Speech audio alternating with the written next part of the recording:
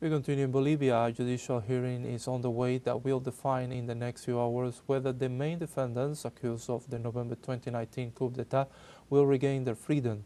The judicial process is in its final phase. Our correspondent Freddy Morales tells us the details. La Corte Suprema de Justicia. Last week, the Supreme Court of Justice instructed the judges hearing the trial against the main defendants in the 2019 coup to verify whether the procedural deadlines were met in order to suspend their preventive detention.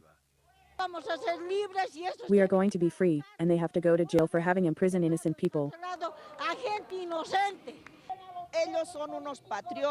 They are patriots. They have violated their human rights.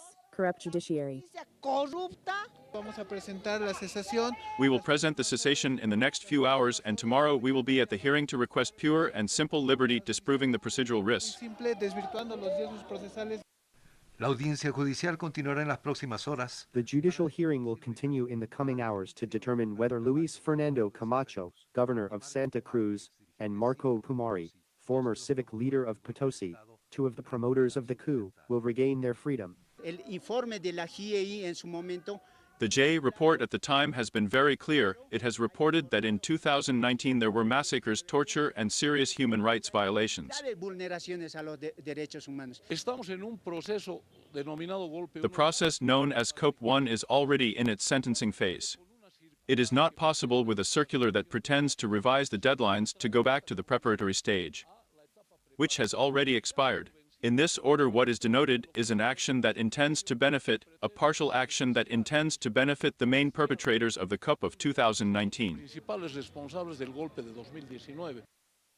The State Attorney General's office, which together with several state institutions participates as a prosecuting party, warned that this procedure is not appropriate. In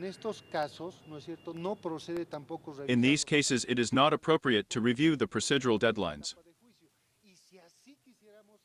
because we are in the trial stage, and if we wanted to do so, we would have to verify the procedural risks that I had already mentioned before entering the hearing. That in both cases, Camacho and Pumari have procedural risks of obstruction and escape. It was explained that the procedural deadlines for preventive detention are applicable during the investigation stage, but now the trial is in the sentencing stage.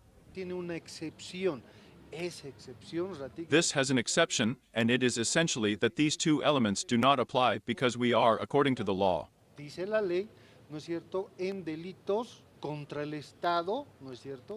In crimes against the state and crimes of corruption, and do not forget that in the formal accusation, and that we defended, that we are in final arguments, we are in crimes of sedition terrorism.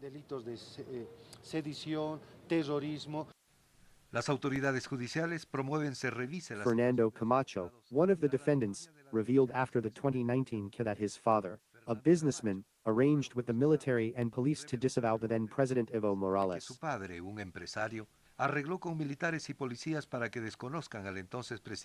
Judicial authorities are promoting a review of the situation of the defendants after the victory of the right wing in the elections in the middle of this month. Freddy Morales, teleSUR, Bolivia.